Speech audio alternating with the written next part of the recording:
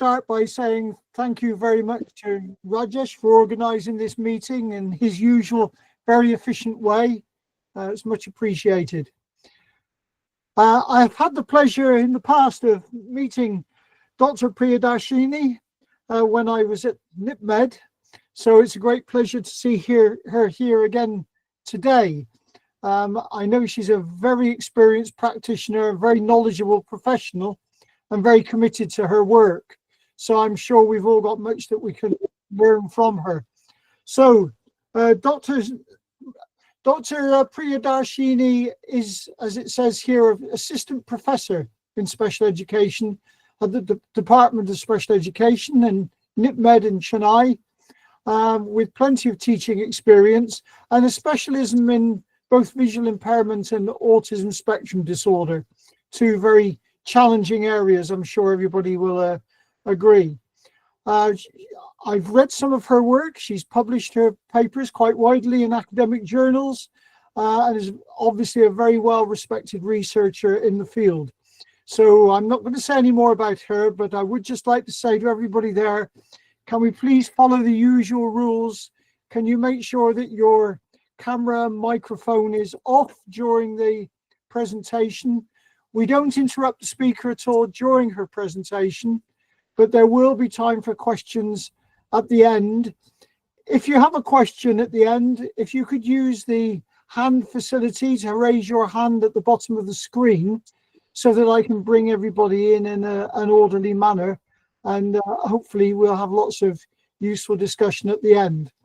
So can I now hand over then, please, to Dr. Priyadarshini and ask everybody to switch off their cameras and particularly their microphones. Thank you very much.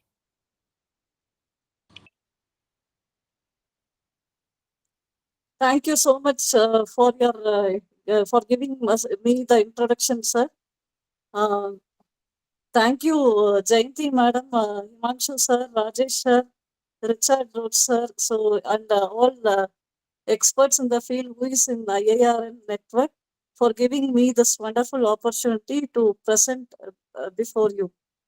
So before I start, I just wanted to share some of my experiences I had before I joined NIPMed. And of course, this presentation, which I am going to do it now, it's my experiences and my work which has been done before I joined NIPMed. So in NIPMed, I just wanted to extend the same research to next level. And I expect suggestions and feedback from the participants so that I can take forward, especially related to technology. I would like to work, and I would like to take this, extend this research to the next level.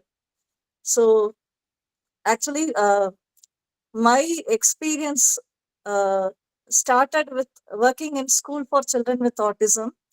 So basically, I have done 5 years integrated course BSc with B.Ed and M.Ed in special education from Coimbatore Avanashalingam University. And actually, we had specialization of visual impairment at B.Ed and M.Ed level. But because of the experiences I had with a child with autism who came to us for sessions at Avanashalingam University, I was very much interested to work with that child with autism, whose need was very little different from the one which we saw from the other children. So I just approached my professor and expressed my interest in working with children with autism.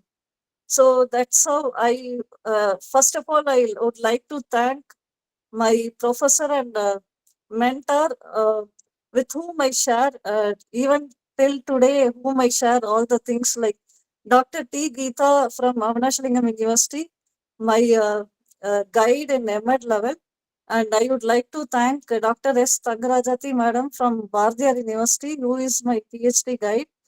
And so the credit which I am having now, I would like to share with my guide for guiding me and providing me such a platform. I mean, and providing me mentorship throughout my career.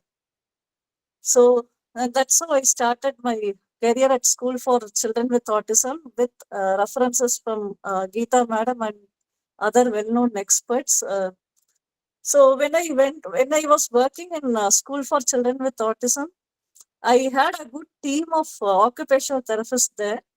So who used to give me guidance on how to handle sensory issues among children with autism. What are their difficulties? So how a special educator can handle sensory issues into the classroom, and how to integrate therapeutic techniques into the classroom. So all this brought me a pathway to uh, go ahead with my research work on autism. So, and that's how I shifted my field from visual impairment to autism. So, during my PhD work, so I was doing some pilot studies. So, where I was doing exploratory study on executive dysfunction, and I was just exploring how it relates with sensory processing and behavior problems, and how it is interrelated to each other. So, and that experiences I would like to share in this platform. So, the topic is Unravelling Autism, Linking Executive Dysfunction, Sensory Processing, and Behavior Problems. So, autism spectrum disorder is a neurodevelopmental condition characterized by persistent deficits in social communication and interaction, restricted repetitive patterns of behavior, interest, or activities. So, children with autism will have sensory processing anomalies. So underlying cause of autism may be biological basis, that means genetic factors, anatomical differences, so atypical development of the prefrontal cortex and cerebellum, neurochemical imbalances. So it may be because of environmental influences, prenatal exposure to toxins, infections or maternal stress, perinatal complications. So developmental pathways, disruption in early brain connectivity, altered synaptic pruning and neural plasticity. So characteristic features, I think this is well known to all of us. So social, emotional reciprocity. So difficulty initiating or sustaining conversations, reduced sharing of interest or emotions. Non-verbal communication, so poor eye contact, they may have limited gestures, atypical facial expressions. Relationship, so they have difficulty adjusting behavior to social context, lack of interest in peers. Repetitive behaviors, so many of the children with autism will have symptoms like echolalia, so insistence on sameness, ritualistic patterns. Then sensory anomalies, so they may be hyposensitivity, hyporeactivity to sensory input. So heterogeneity, no two individuals with ASD are alike.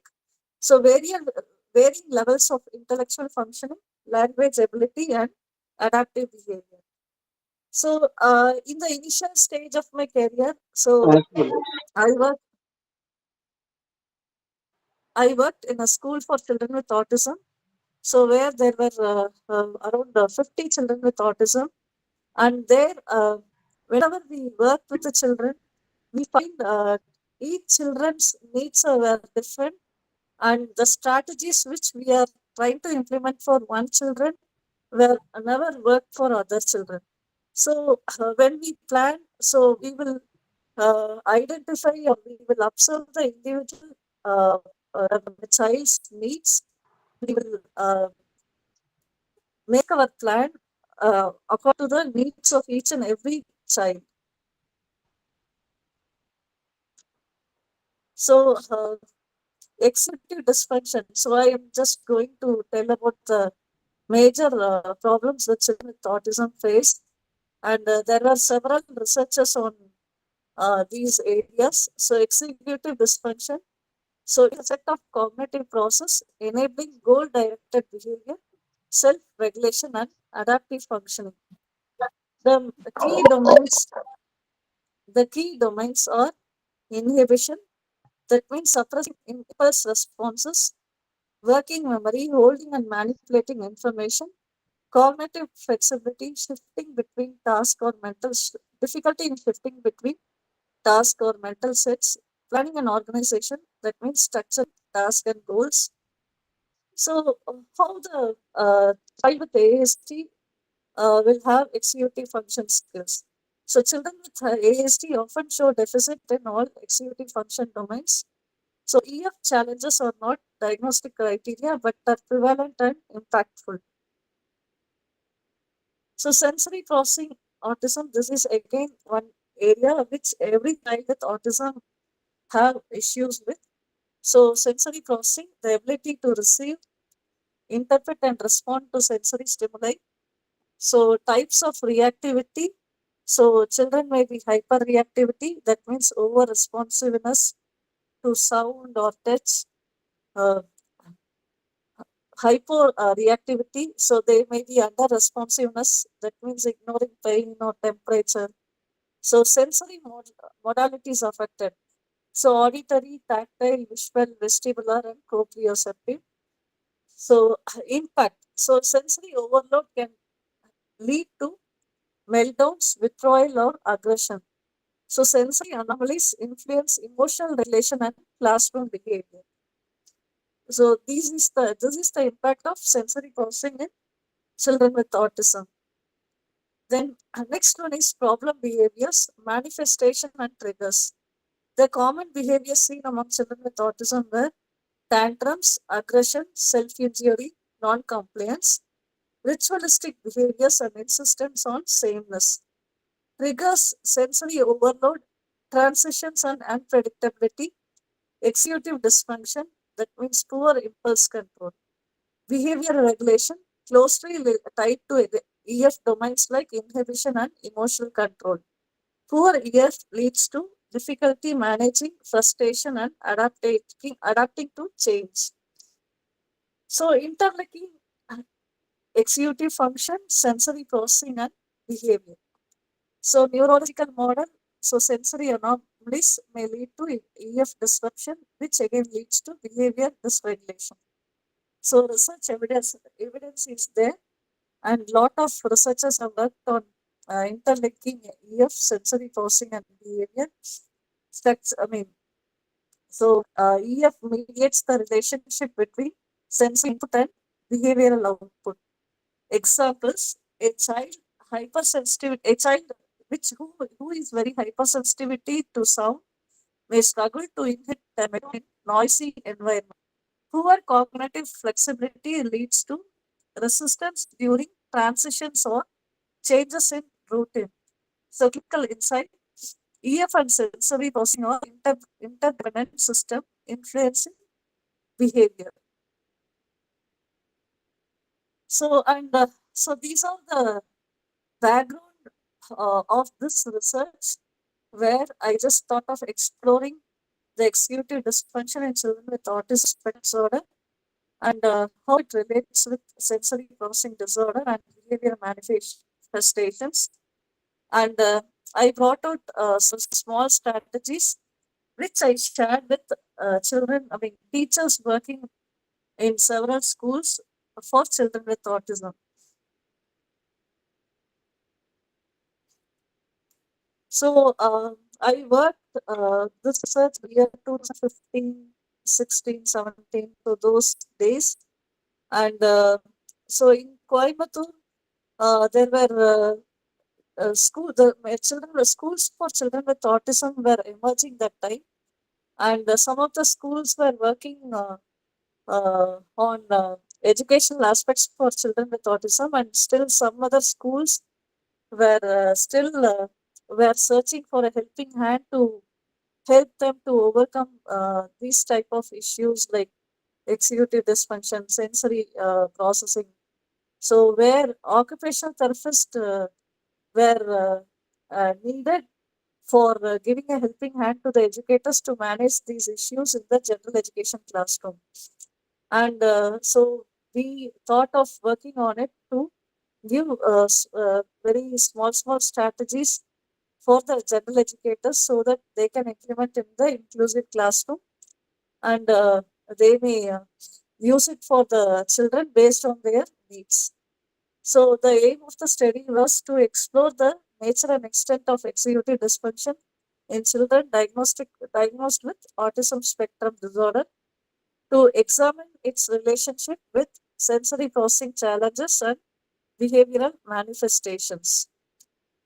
So the objectives of the study were, so to identify executive dysfunction deficits in children with autism spectrum disorder, to analyze sensory processing patterns and their behavioral impact, to establish interrelationship among executive dysfunction, sensory anomalies, and behavior problems, to provide a conceptual framework for understanding these interactions in educational context. So key concepts: executive dysfunction, impairments in inhibition, cognitive flexibility, planning and working memory, sensory processing, hyper or hyposensitivity to sensory stimuli across modalities. So problem behavior, aggression, withdrawal, ritualistic actions, and emotional dysregulation. So definition of key terms. So executive dysfunction. So it is defined as the way in which people monitor and control their thoughts and actions. It is actually a broad category that includes inhibitory control, flexibility, emotional control, initiation, working memory, planning and organization, self-monitoring. So inhibitory control, children with this skill may have the ability to stop one's own behavior at the appropriate time, including stopping actions and thoughts. The flip side of inhibitory control is impulsivity.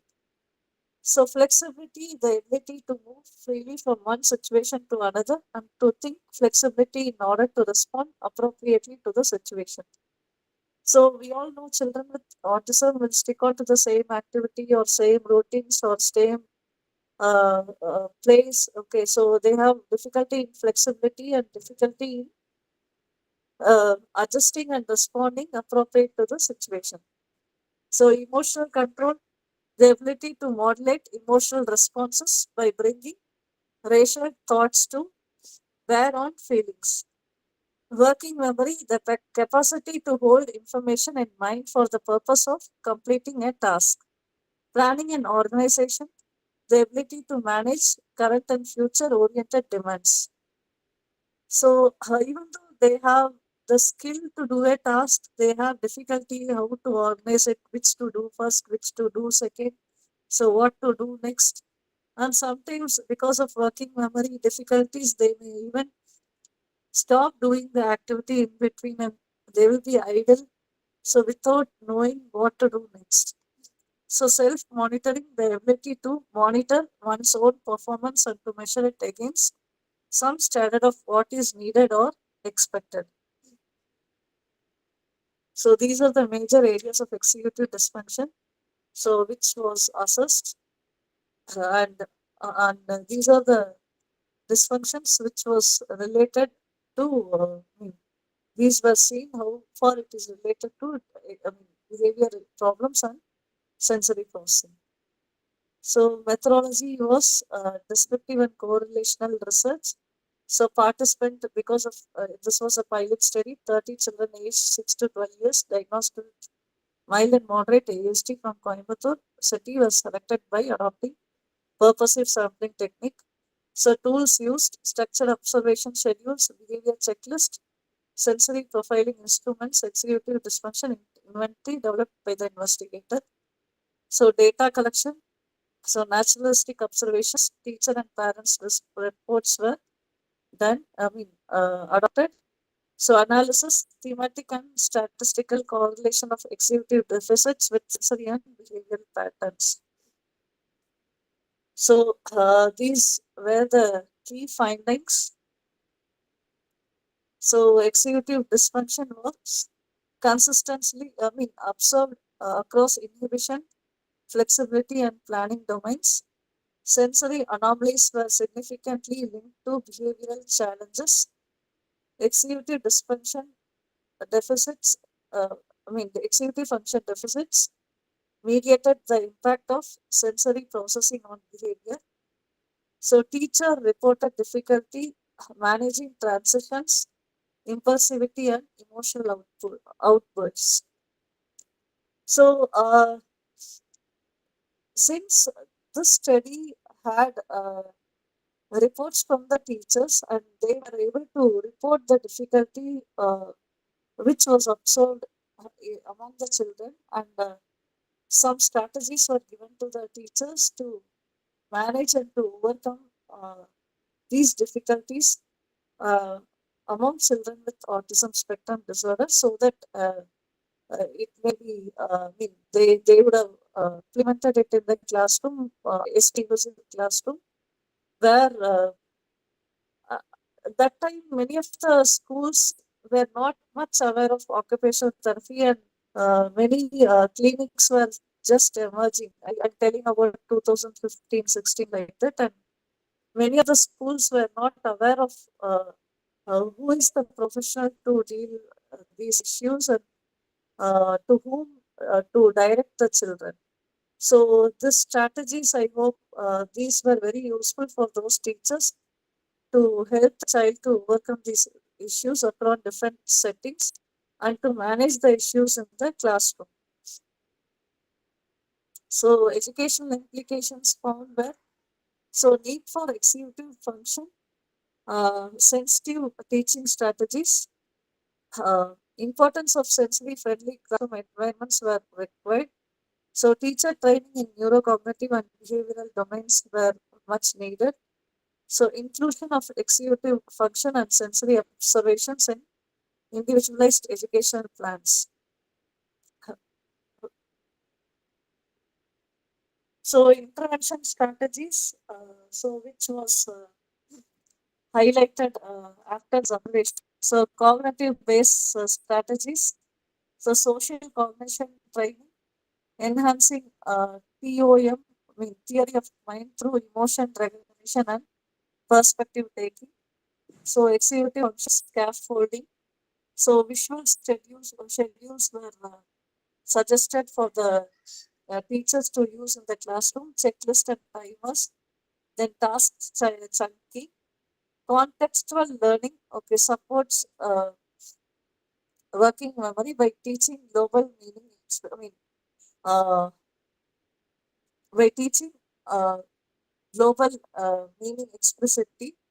So attention management addresses uh, attention management. So educational strategies, structured approach, where predictable routines were given orientation to teachers, visual clues, individualized work system. So these were the strategies given to the teachers working for children with autism spectrum disorder. Then inclusive curriculum designing, uh, mainly multisensory approaches, and teachers were trying to find out the learning styles of children with autism. And the first experiences I had working with children with, a child with autism, and she was auditory learner, and I still remember a child who was attending intervention program in the university. So the child was much interested in music, and whatever strategy the teacher applies will never work out, was never working out for the child. And the teacher was trying hard to teach her different ways, but finally she was coming to a conclusion the child is interested in music, and she was very much interested to listen to serial songs, and she is very much familiar with serial songs. And the teacher used to write the serial name, and through which the child was introduced the alphabets and the Tamil consonants.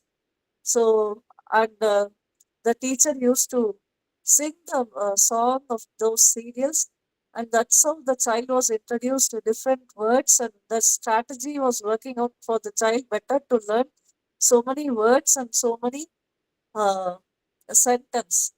So likewise, there were different children with different learning style and different needs, and teachers started observing all those learning style of each and every children, and that's how we can't generalize a strategy for all the children, because each and every child were unique and they were having different learning style. So this learning styles were introduced to the general educators so that they were able to identify the learning style of the students uh, studying in inclusive school, and better strategies were planned for these children to manage children in the general education classroom. So flexible pacing were encouraged for the child to learn each and every phase or each and every lessons. So peer mediated learning were encouraged. So I have seen out of my experience, lot of children with autism, especially children with high functioning autism and children who was verbal, who had a verbal mode of communication.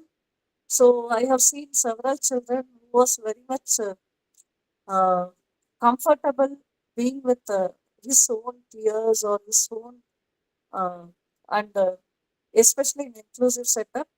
And more than the teacher's words, they were able to listen to the peers, and they were able to learn from those children. If not, even though if they are having the difficulty to imitate all the activities from them, so certain things they were able to learn from the peers, and peer mediated learning were very much helpful for these children, especially children with high functioning autism who were able to learn from, who were able to observe and orient towards the environment. So this strategies was encouraged by the teachers in the classroom. So teacher training, so understanding cognitive profiles. So it was given orientation for the teacher trainers, and lot of schools had teacher trainers uh, coming into the inclusive classroom, and also some were not from the special education field, some were getting pre-service training before they go and work as a teacher in any school, and this strategies was much helpful for them because they are the one who are who is going to handle the children in the inclusive classroom. So they were given orientation on understanding cognitive profiles of children with autism. So how to manage sensory environment and how to manage sensory issues. Then behavior support planning was suggested for the teachers. So family and school collaboration were encouraged, where consistent strategies across home and school were encouraged, because several children with autism, we all know that children with autism have difficulty in cognitive flexibility, and because of which they were sticking on to the, we commonly give a label called sameness, which is one of the characteristic features of children with autism, and they have difficulty in shifting to tasks. They have difficulty in transitioning to the other setting. So uh, this planning and flexibility training were given. So, and the strategy which is taught by the teacher will not work out if even a small change happens at home if the parent is teaching. So parent education were much focused so that the parents can get all the strategies which were given by the teacher in the classroom, and they were able to implement the same thing in the home so that confusion will not happen for the child in proceeding with the task. So joint goal setting for behavior and learning outcomes were encouraged. And the common issue that we face is, so many of the children, many of the schools were having less support from uh, other rehabilitation professionals, and occupational therapists and speech therapists were much needed, But many schools were not able to recruit all the therapists, and because of which children were not exposed to other therapeutic intervention other than the education, and teachers were having struggle identifying the right therapist for the child, and that's how we encourage the teachers to interact with the occupational therapist and speech therapist, and training were given for the teachers. Monthly ones or online sessions also were encouraged, and there were some schools who used to give trainings on weekends for the children. For the teachers working for the uh, children with autism in both special school setting and inclusive school setting.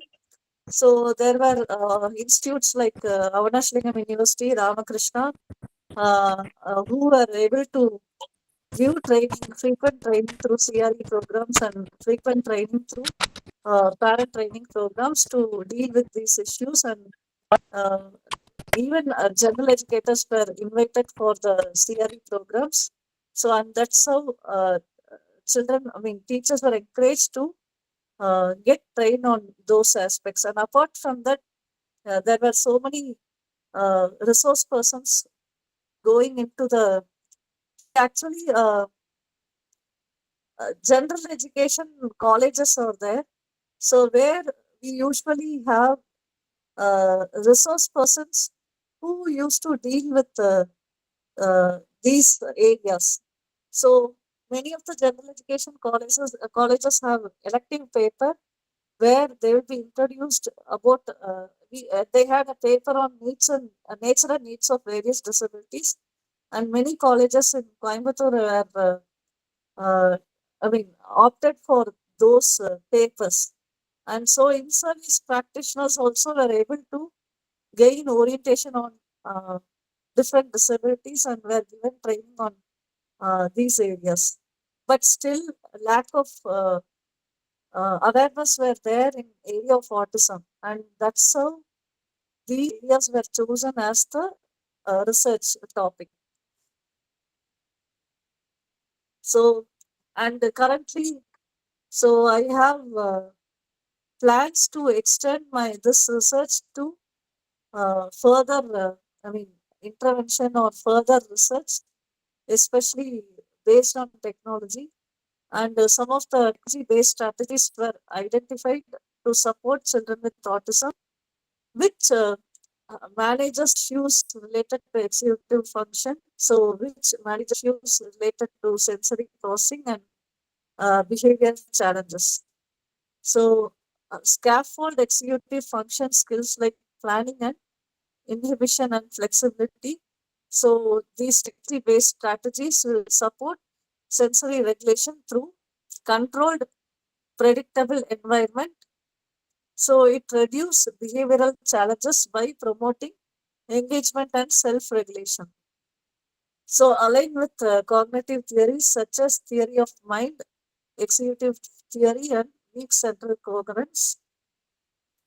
So, I was doing my PhD in Department of Education Technology, and I would like to thank Dr. Professor Anantha Sainam, who was head of the department in Department of Education Technology that time, and A.R. Bhavana Madam, who was again one of the expert field of education technology, then Parthasarathi sir, and I was just giving some of my suggestions, and I was just sharing my interest on technology, and we started exploring strategies which supported children with ASD, but I couldn't extend it because uh, we were, uh, I mean, we were not much confident enough to take up the technology-based intervention.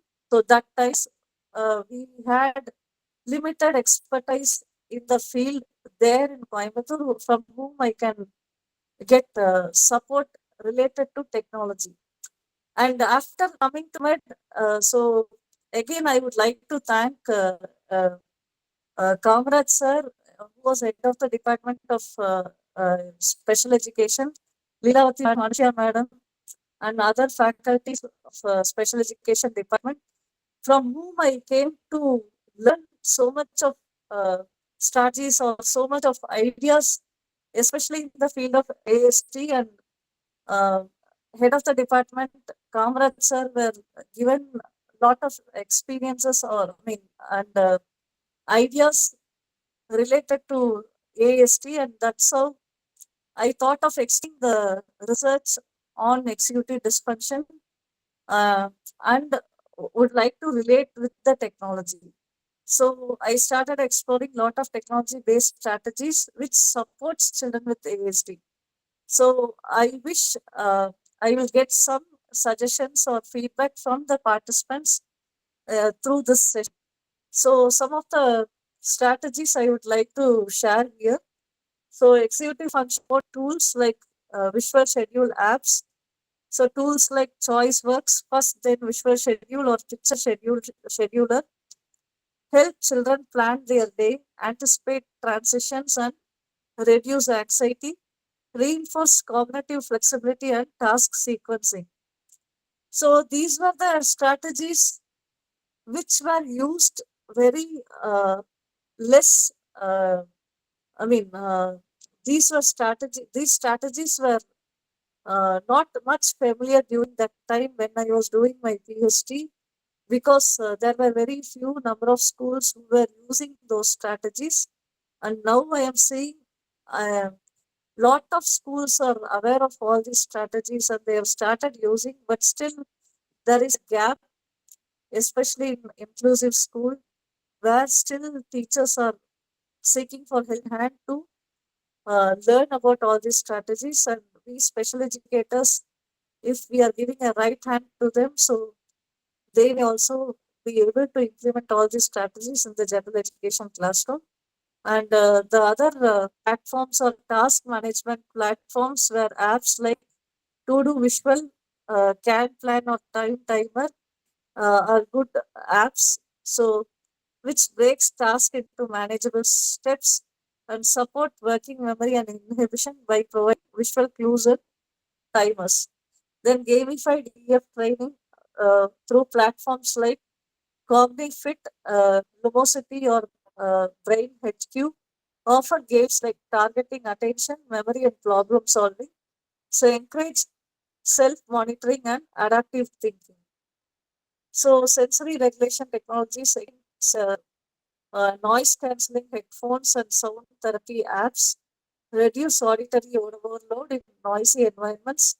Apps like Relax Melodies or Soundscape offer calming soundscapes, whereas sensory devices like sensational or therapeutic based provide proprioceptive input to calm the central nervous system, and they can be paired with feedback apps for emotional regulation.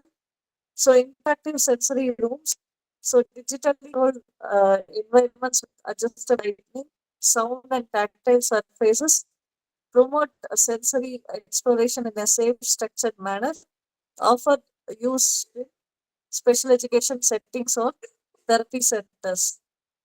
So behavior monitoring and self-regulation tools. So tools like emotional recognition apps, so help children identify and label emotions.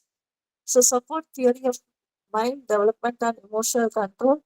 So digital token economy system through apps like Class Dojo, so I Reward Charter, Behavior Tracker Pro, so which reinforce positive behaviors through visual feedback and rewards.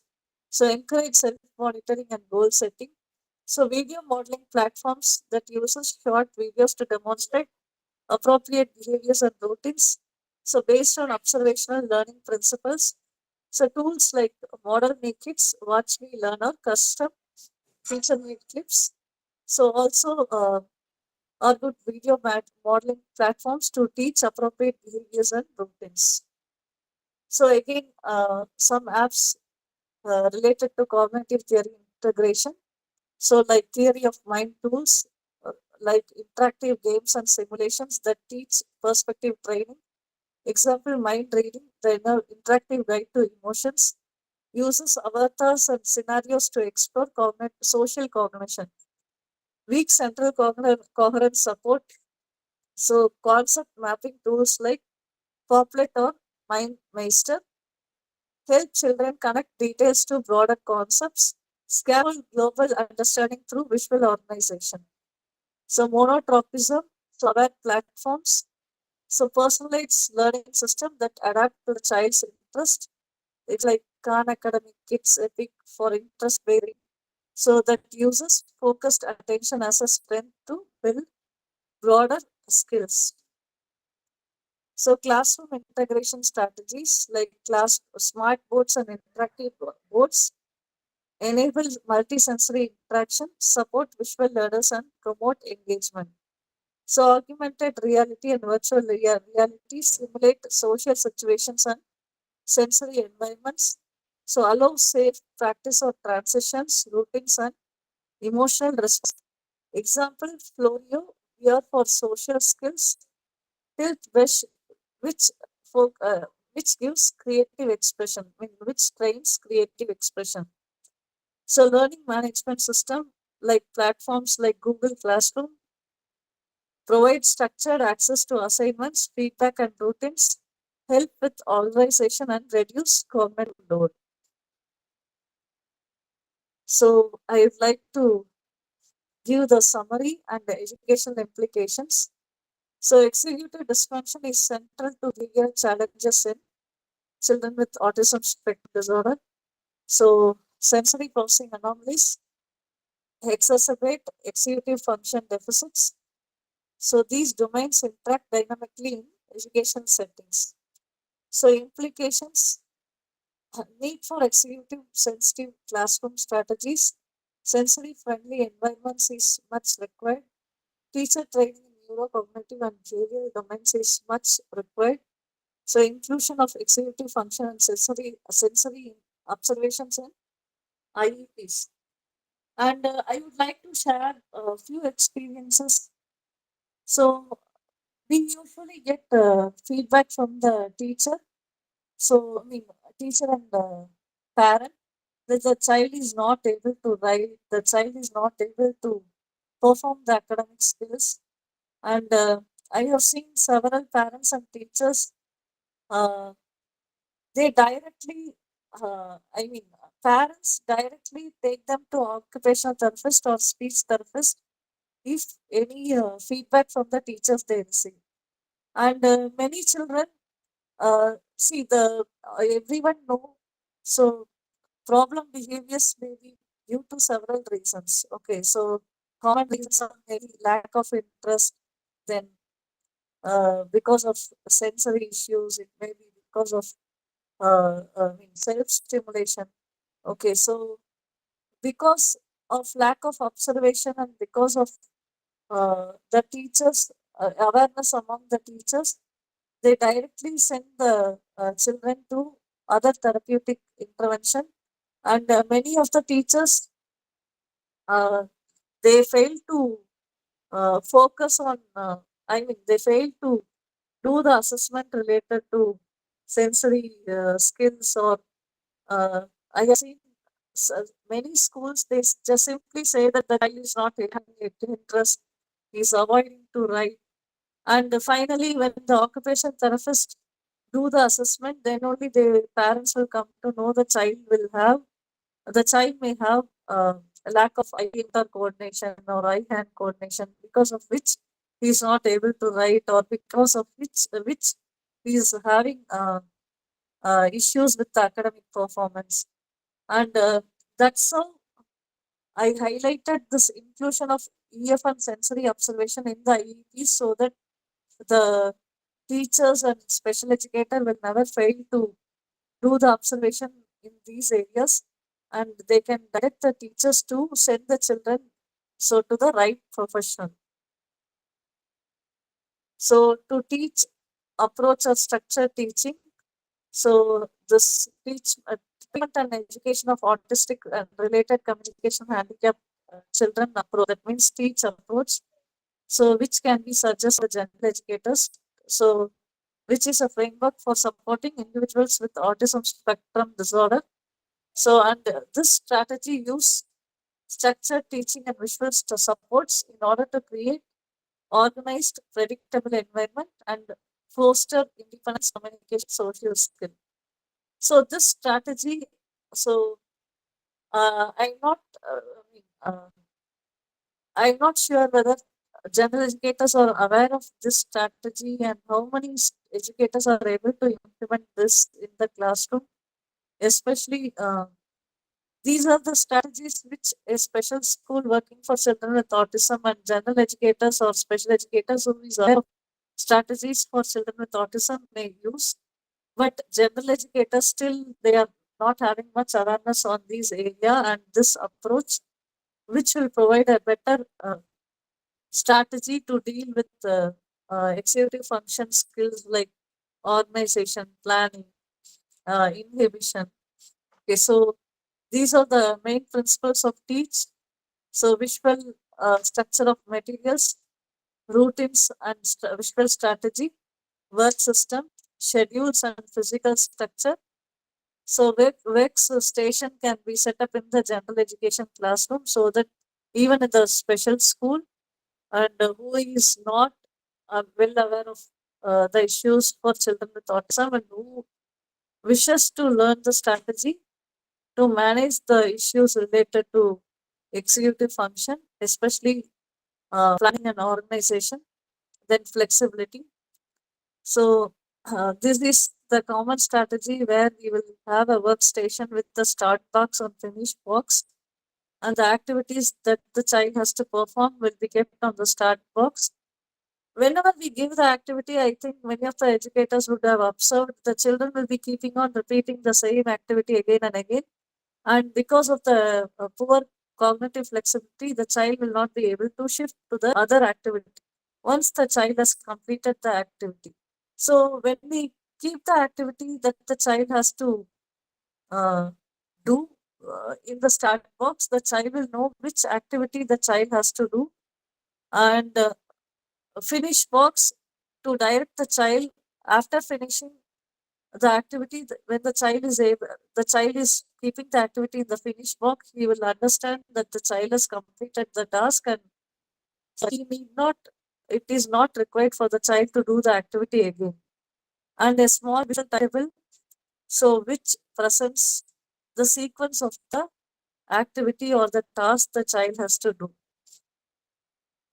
So structured materials, down I have given examples of structured materials for teaching color concept. So, so visual schedules or routines to train them to make them understand or aware of the routine for the day. Or children who is having issues with working memory, they can be given first and then card so that the child will know so what work he should do first and what to do next, so that the child will not stuck up with the same activity and he may remember the task which has to be done next. Then some of the examples of visual schedules are presented in the slide. Then again, some of the augmentated and alternative communication for the children so can be suggested to the general educators. Then another one is social stories, so which is again much helpful for the child to get trained in uh, to enhance inhibitory control so that the child will understand what he should do in what situation, how he should react, how he should control himself, and how he should think before act in different situations. So we can teach through the social story, and here I have presented a small example of a social story. So based on research, the activity uh, to do during the research time. So these are examples of sensory park, sensory friendly classroom, which were some ideas given to the general educators so that if possible they may have a small area to enhance the sensory processing issues among the children in the general education classroom. So behavior support to curriculum adaptation. So behavior and learning are interconnected. A calm, positive classroom climate improves participation and skill acquisition. So curriculum adaptations where, the teachers were given orientation on curriculum adaptation, and the curriculum adaptation includes behavioral goals in IEPs, flexible pacing, task analysis to prevent overload, reward system integrated into learning activities, peer-mediated strategies. So these were some of the strategies that were given orientation about to the general educators. So that's all about the research, and so thank you for everybody for your attention.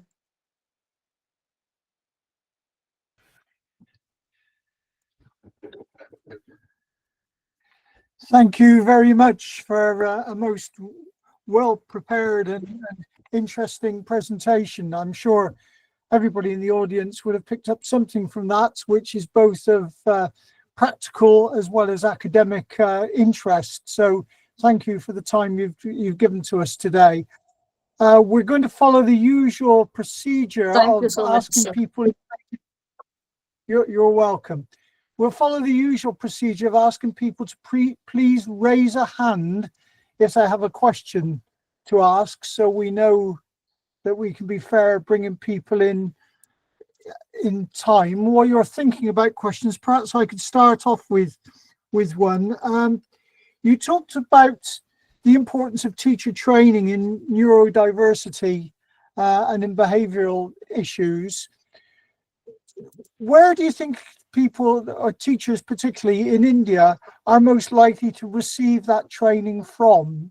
Who's likely to be providing that kind of training? Sir, actually, many of the special educators are, many of the general educators need orientation on sensory issues, which is the major major challenges faced by children in the general education classroom or inclusive classroom. So where the teacher faces difficulty, what strategy to implement and how to overcome the issues, how to integrate the strategy into that classroom. And the other thing is behavioral issue, which is the major challenges faced by the teacher in the general education classroom, where they need orientation, and we special educators need to give training on the challenges faced by the children with autism and the reasons for the behavior issue. Especially, they wanted to know why the children is engaging in those behaviors and what triggers them and what strategy works out for those children. So if this kind of training can be given to the teachers, it will be much helpful for them to handle children in the general education classroom. Right, okay. And do you think we have sufficient trainers in India to be able to provide this kind of support? Sir? In order to provide this kind of training, you need people with the right kind of expertise to do Yes, that. sir. Do you think you have enough of them there to be able to do that? Enough training? Yes, sir. Actually, there are people who is working on these areas, but I'm not sure how far general educators are given orientation and how far the coordination is happening between the general educators and the special educators. So which is lacking and which is much needed when we need to make the inclusion possible. Okay, thank you. I see Professor Janti Narayan has her hand raised. Would you like to come in, please, Janti? To answer your question, Richard, on who will train the teachers, there is a course in special education specializing in ASD, that is approved by RCI and being run in some of the centers. So those teachers will be, I think, nowadays it's happening is a large number of special educators are hired for general education under Samagra Shiksha. And I think those who are having a ASD specialization will be in a position to support the regular class teachers. But I am not aware of a systematic effort towards collecting the regular educators and sensitizing them towards all this that Dr. Saradha was narrating them. Maybe it is there, someone else can educate me on that, but I am not aware of a systematic way of doing it. Those teachers who are absorbed by under Samagra Shiksha in the regular education stream, the special educators, I'm sure they will be special educators with the ASD specialization. I have a feeling will be in a position to support the special educators with knowledge and regular educators with knowledge and skills, I think. And I also want to congratulate Dr. Saradha for this very nice and interesting presentation. I just have one question to her, which Thank maybe you so much, ma'am. I was not attentive probably in the beginning. Did your sample for the study include persons with ASD who are high functioning, or also those with intellectual disabilities? Maybe I missed out and I'm asking again. Ma'am, actually, there were psychologists who were using visa tool to rule out the children with autism, and children who were mild and moderate uh, level were taken for the study. With intellectual disabilities? No, as per visa. As per visa tool, so children who were in mild and moderate ASD were taken. So they were all high functioning? Mild and moderate children. Mild and moderate what? ID? Are you saying that children No, having intellectual disabilities? ESA tool, based on ESA tool. So only So, those with the high functioning predominantly, they were not with ASD, because we know that quite a number of children with ASD have intellectual disabilities also, right? Yes, ma'am. So the strategies also, you say you use these strategies, but then when you work with ASD and also having ID, probably the way we work with them is a bit different from those who are high functioning, right? So that's why I was curious about. Yes, ma'am. Because many of the children with high functioning are placed in general education classrooms, and but still, even though they are high functioning, these behavioral and sensory challenges were there, for which the teachers needed support. So, and that's why these children were focused mainly. Okay, thank you. Yes, ma'am. Thank you. Okay. Do So we have any other? to add one more thing, so Yes, please do. I would like to say that in NIPMED we had courses B.Ed and M.Ed special education in AST, and many of the students were passed out doing this B.Ed and M.Ed level AST course, and they are placed in so many schools, special schools and inclusive school, and national institutes like NIPMED, NIPED. So we have CRE programs to update the knowledge among special educators, as well as there are various short-term programs to give orientation on different aspects in the area of special education and other rehabilitation professionals to update their knowledge. And when it comes to general education, so during our teaching practice, B.Ed trainees usually will be placed in the general education schools, so that they will go and help the teachers to give them orientation on different strategies and different ideas to deal with these children. And even students are given training on that. Pre-service training is given to the students pursuing B.Ed and M.Ed. And but still, there are a lot of schools who requires help from the special educators, and we still need to identify those schools, and we can place some professionals from NIPMED or from organizations who is working for children with disabilities in I mean frequently, so that every school may get addressed to these issues. Mhm. That was, I think, Professor Rose's question. Who is Yes, training yes, the Okay. regular Thank educators on these areas? This is what he was trying to ask us. Yeah, yes, ma'am. I think We you have a question, I think, from Mercy Sunita. Are you there, please, Mercy? Yes, I'm here. Am I audible? yes. Yes, you're critical. Please go ahead. Yeah, Jayanti ma'am, this is adding to your point, ma'am. You were asking Sharda ma'am about, if special educators are, if we are allowed to, or rather if we give training, yes. At least here where I work, it comes under, since general educators do not have a very good understanding of disabilities or conditions, so we are allowed to give conduct training sessions where it comes under Where their do you PD, work? that is professional. Mercy? Sharjah, ma'am. I'm the head of inclusion in Sharjah, one of the inclusive schools, one of the oldest inclusive Private- schools. This is a private school, is it?